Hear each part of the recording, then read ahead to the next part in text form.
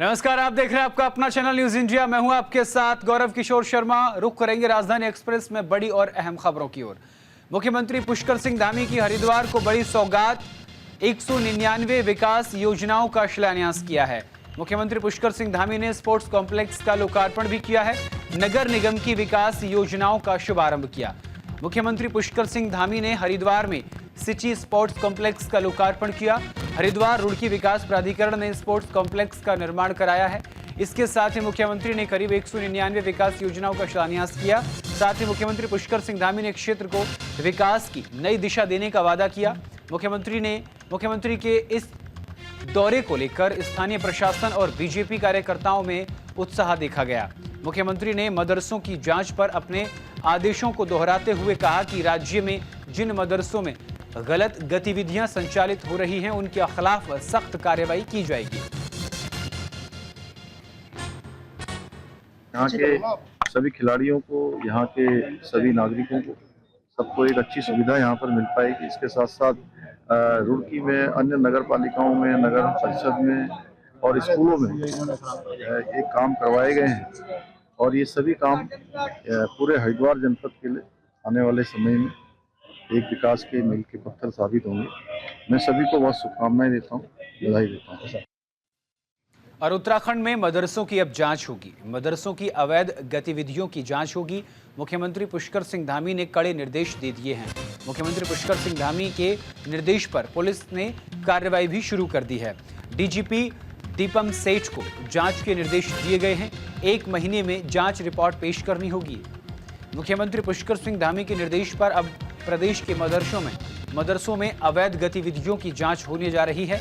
इसके लिए जिलाधिकारी की अध्यक्षता में कमेटी गठित करने के निर्देश दिए गए हैं, जो 1 महीने के भीतर अपनी रिपोर्ट पेश करेगी। इसमें अवैध फंडिंग समेत मदरसे से जुड़े दस्तावेजों और यहां पर रहे बच्चों की भी जांच होगी। उत्तराखंड में मदरसों को लेकर धामी सरकार ने अपना सख्त रुख जाहिर किया है। इस कड़ी में मुख्यमंत्री पुष्कर सिंह धामी ने अधिकारियों को मदरसे की गहनता से जांच करने के निर्देश दिए हैं। बड़ी बात यह है कि मुख्यमंत्री ने इस मामले में जिलों के जिलाधिकारियों की अध्यक्षता में एक कमेटी गठित करने के लिए भी कहा है। ये कमेटी 1 महीने के भीतर अपनी रिपोर्ट सरकार को प्रेषित करेगी, जिसमें कमेटी के जरिए सभी पहलुओं पर जांच की जाएगी।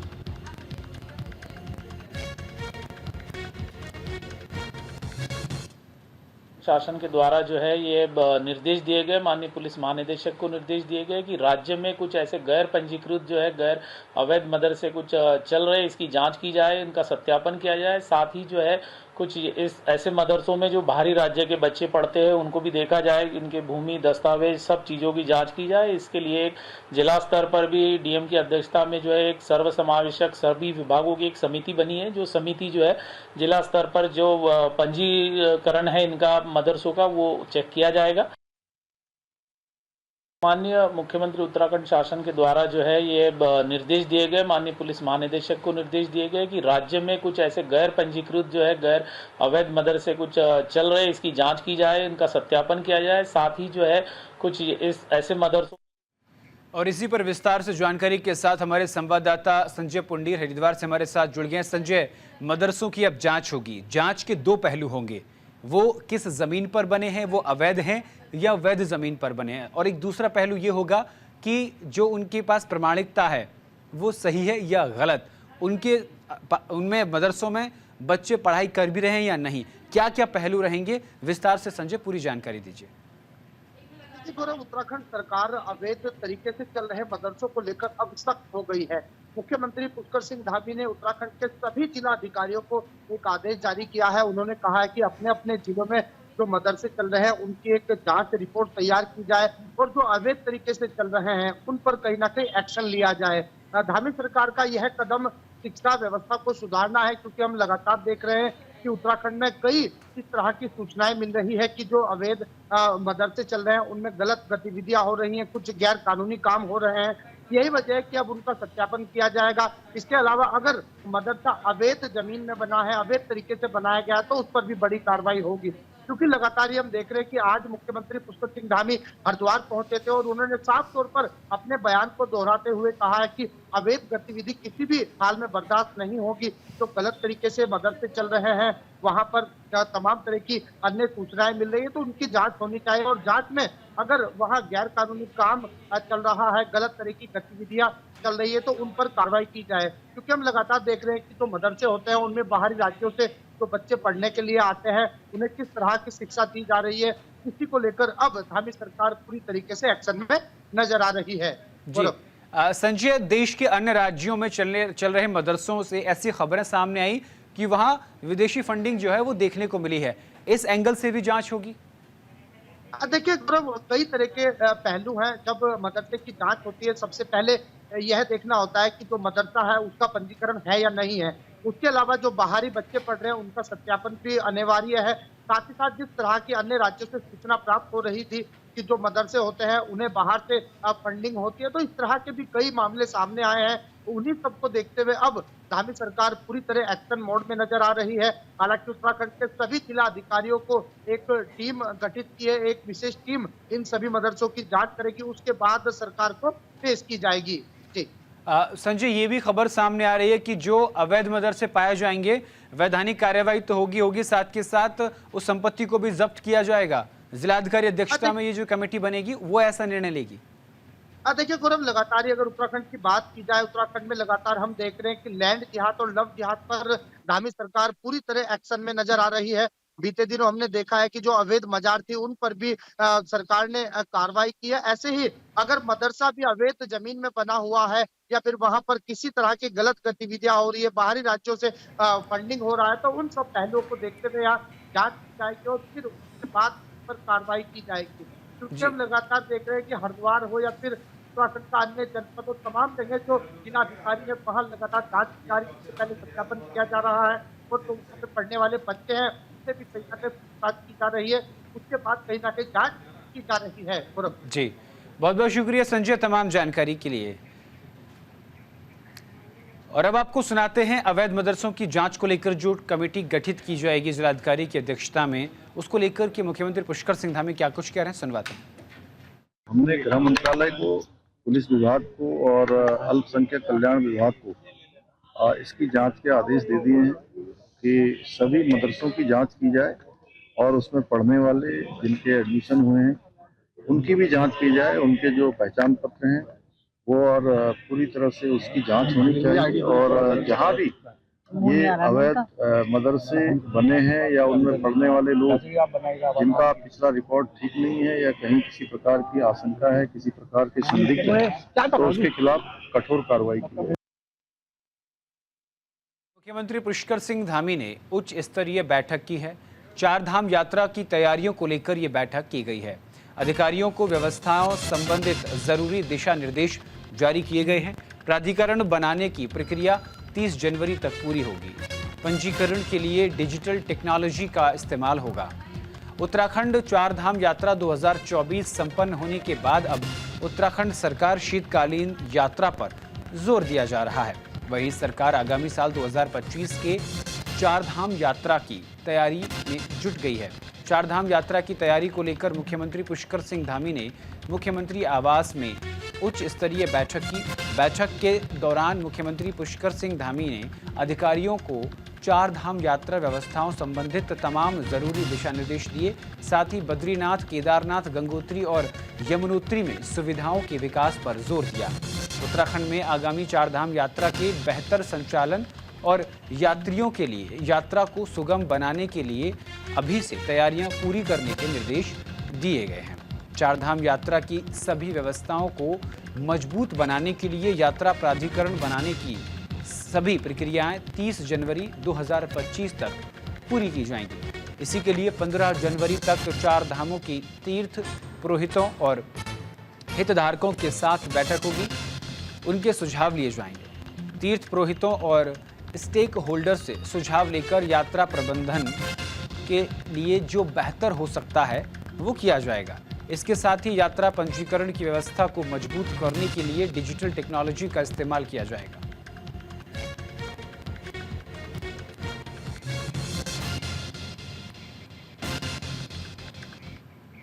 और यूनिफॉर्म सिविल कोड के लिए भारतीय जनता पार्टी ने एक नया प्लान बनाया है। संसद से नहीं, विधानसभा से ये लागू होगा।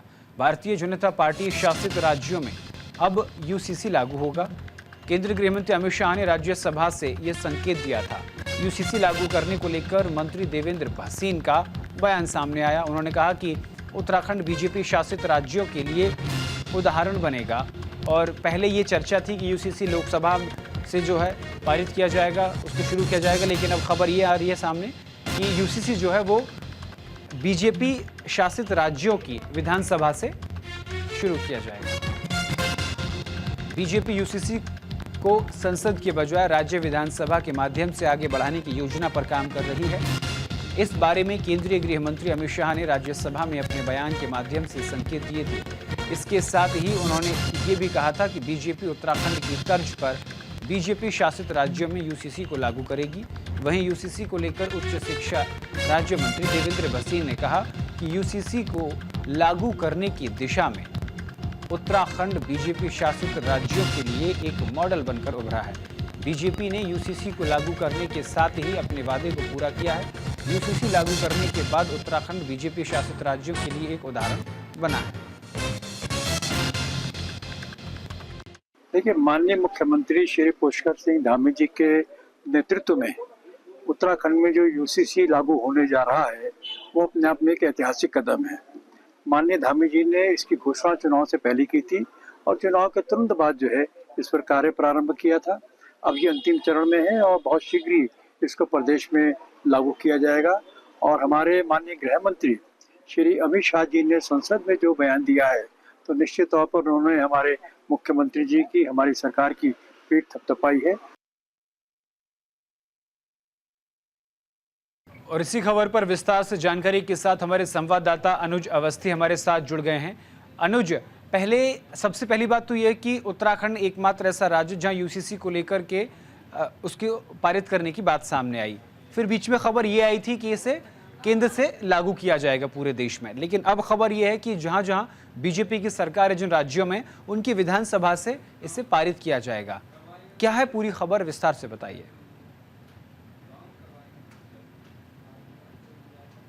के बाद जो यूसीसी लागू करने जा रहा है, साथ ही साथ बात करें, चूंकि आप सदन में अमित शाह ने, गृह मंत्री अमित शाह ने भी इस बात को बोल दिया है कि जितने भी बीजेपी शासित राज्य हैं उनमें सब में यूसीसी लागू होगा। क्योंकि मुख्यमंत्री पुष्कर सिंह धामी जब सत्ता में आए थे तो अब उन्होंने इस बात को बोला था कि हम प्रदेश में समान नागरिक संहिता कानून लागू करेंगे।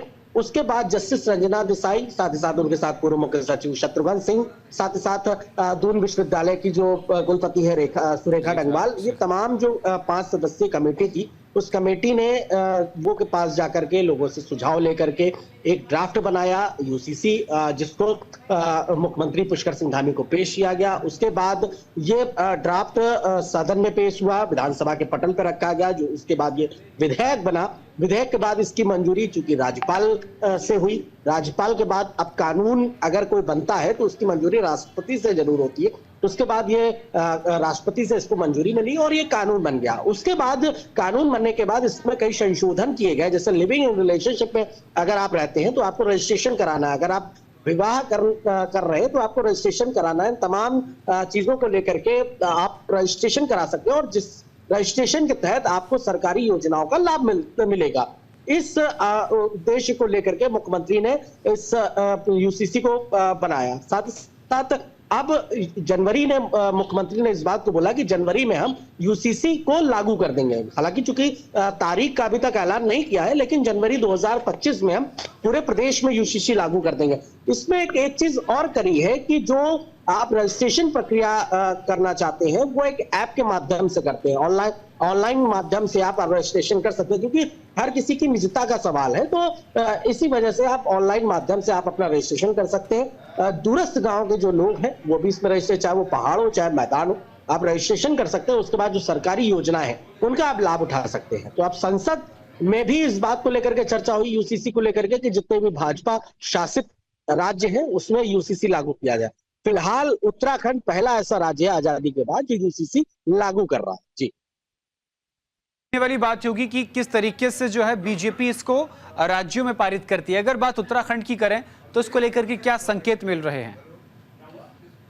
बिल्कुल, मुख्यमंत्री ने इस बात को साफ किया कि जनवरी 2025 में हम यूसीसी को लागू कर देंगे और पूरे प्रदेश में यूसीसी लागू होगा। हालांकि चूंकि थोड़ी सी दिक्कतें जरूर आएगी, क्योंकि जो ग्राउंड लेवल के जो लोग हैं, जो पटवारी हैं, उनके पास सबसे ज्यादा समस्याएं आएंगी। जो पुलिस के अधिकारी हैं, उनके पास सबसे ज्यादा समस्या आएंगी। जो राजस्व विभाग के अधिकारी हैं, तो इन सभी लोगों से जो कमेटी थी उसने बातचीत करी, कहां पे क्या दिक्कत आएगी उसका समाधान निकाला गया और अब जाकर के ये यूसीसी जो है वो उत्तराखंड में लागू कर दिया जाएगा। जी बिल्कुल।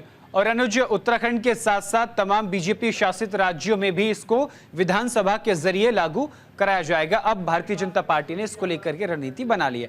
बहुत बहुत शुक्रिया अवस्थी जी तमाम जानकारी के लिए। चलिए रुक करते हैं।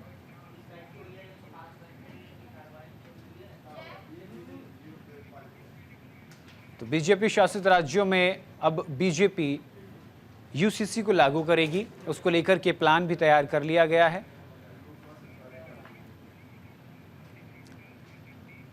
और उत्तराखंड में निकाय चुनाव की सरगर्मियां तेज हो गई हैं। बीजेपी के 3 पर्यवेक्षक हल्द्वानी पहुंच चुके हैं।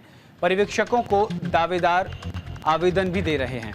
ओबीसी आरक्षित हल्द्वानी नगर निगम सीट उम्मीदवार का सही चयन बीजेपी के लिए एक बड़ी चुनौती है। कार्यकर्ताओं में जीत की संभावना तलाश रही बीजेपी निकाय चुनाव को लेकर कांग्रेस एक कदम पीछे नजर आ रही है। उत्तराखंड में निकाय चुनाव की सरगर्मियां तेज हो गई हैं। बीजेपी ने अपने पर्यवेक्षक नियुक्त कर दिए हैं जो दावेदारों की नब्ज टटोल रहे हैं। हल्द्वानी नगर निगम को लेकर 3 पर्यवेक्षक हल्द्वानी पहुंचे हैं, जिसको दावेदार अपने आवेदन दे रहे हैं। अगले 3 दिन तक दावेदारों में अपने दावेदारी पेश करने को लेकर होड़ मची रहेगी। वहीं पर्यवेक्षकों का कहना है कि 3 पार्टी जीतने वाले उम्मीदवार को मैदान में उतारेगी। बता दें कि हल्द्वानी नगर निगम सीट ओबीसी में आरक्षित है। इसके लिए सही उम्मीदवार का चयन करना बीजेपी के लिए एक बड़ी चुनौती होगी। वरिष्ठ बीजेपी कार्यकर्ता और हल्द्वानी नगर निगम से पर्यवेक्षक बनाए गए केदार जोशी का कहना है कि पार्टी कार्यकर्ताओं में जीत की संभावना को तलाश रही है। कांग्रेस अभी काफी पीछे नजर आ रही है।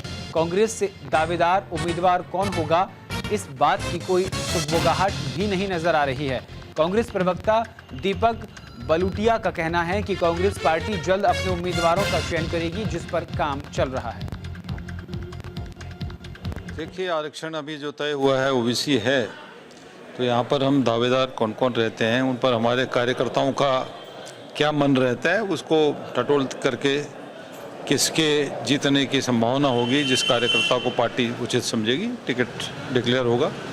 और निश्चित तौर पर जिताओ, हम हर हाल में इस सीट को पूरी 11 निगमों को जीतना चाहेंगे प्रदेश में। तो इसमें जो भी संभावनाएं हैं उसको तलाश करके हम नेतृत्व को दे देंगे।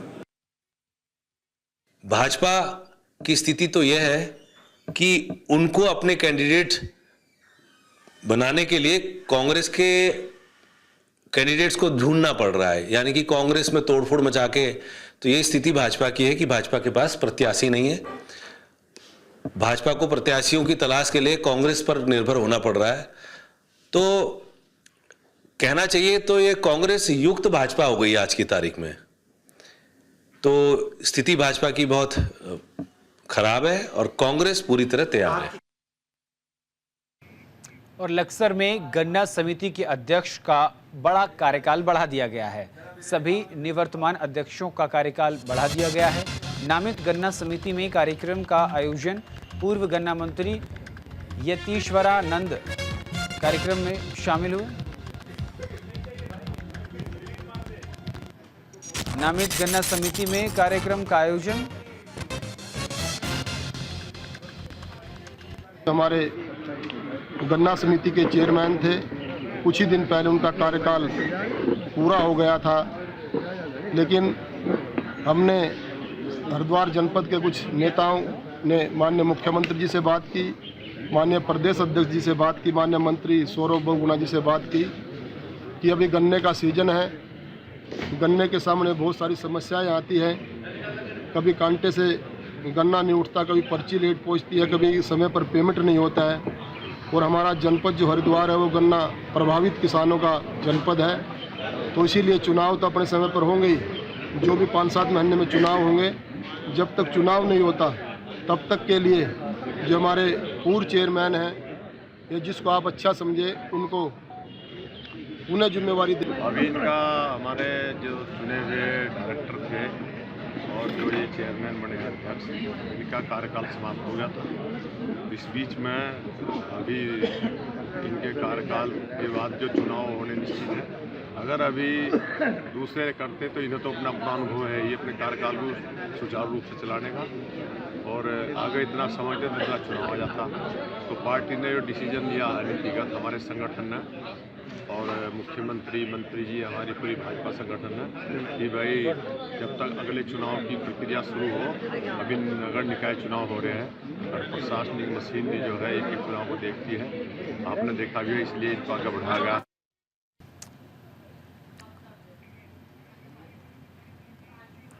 तो आप सुन रहे थे किस तरीके से गन्ना समिति को लेकर के जो है। तो चलिए आगे बढ़ते खबरों की ओर। देहरादून में महिला वैज्ञानिक कॉन्क्लेव में शामिल हुए हैं राज्यपाल गुरमीत सिंह। 13 महिला वैज्ञानिकों को सम्मानित किया है। 3 छात्राओं को राज्यपाल ने पुरस्कार दिया है। तो Uttarakhand science education and research centre की ओर से देहरादून के IRDT सभागार में कार्यक्रम का आयोजन किया गया, जिसमें महिला वैज्ञानिक कॉन्क्लेव में बतौर मुख्य अतिथि राज्यपाल गुरमीत सिंह ने शिरकत की। इस अवसर पर राज्यपाल ने 13 महिला वैज्ञानिकों और 3 छात्राओं को पुरस्कार देकर सम्मानित किया। साथ ही उन्होंने सम्मानित होने वाली महिला वैज्ञानिकों और छात्राओं को शुभकामनाएं देते हुए कहा कि हमारी बेटियां हर क्षेत्र में उत्कृष्ट प्रदर्शन कर रही हैं। वहीं इस मौके पर यूसर्क की निदेशक प्रोफेसर अनीता रावत ने कहा कि सतत विकास लक्ष्य 2030 की अवधारणा को महिलाओं की भागीदारी और योगदान के बिना धरातल पर उतारना संभव नहीं है।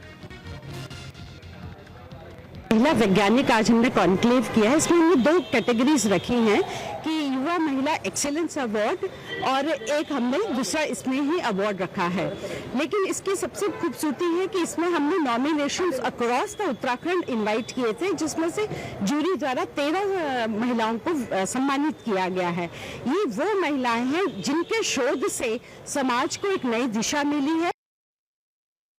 मेरा प्रोजेक्ट है स्मार्ट किचन का। इसमें हमारा ऐसा है कि अगर हमारे घर में काम करने वाली कोई महिला गैस खुली छोड़ के भूल जाती है या फिर घर में खेलते समय बच्चे कभी कभी गैस खुली छोड़ के वैसे ही छोड़ देते हैं, तो उस समय हम क्या करें अगर घर में कोई नहीं है तो उसमें मैंने एक प्रोजेक्ट बनाया है जिसमें हमारा MQ2 sensor, Arduino, servo motor, LED और बजर यूज़ हुआ है।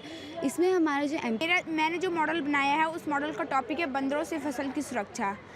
किसानों द्वारा इन चीज़ों के लिए कई प्रयोग किए गए, जैसे गुलेल द्वारा, करंट लगाने द्वारा, लेकिन किसानों को कोई सफलता नहीं मिल पाई। और मैंने जो मॉडल बनाया है वो इस प्रकार से बनाया है जिससे कि बंदरों से फसल की सुरक्षा भी हो जाए और बंदरों को शारीरिक रूप से हानि भी ना पहुंचे। तो सर मैंने अपने मॉडल में वाइब्रेटिंग फैंस का प्रयोग किया है। और उस पर 4 पोल्स हैं। अगर कोई भी बंदर उस पर बैठेगा तो वाइब्रेटिंग फैंस तेज़ से बनना शुरू हो जाएगा, जिससे कि बंदर डर जाएंगे। और मैंने उस पर बजर सिस्टम का प्रयोग भी किया है और उस पोल्स में भी अगर बंदर बैठेंगे तो वो भी तेज़ आवाज़ में बनना शुरू हो जाएगा। और सर जो हमारे गांव के प्रधान है। और फिलहाल के लिए मेरे साथ इस बुलेटिन में इतना ही। देश और दुनिया की तमाम बड़ी और अहम खबरों के लिए देखते रहिए सिर्फ न्यूज़ इंडिया। नमस्कार।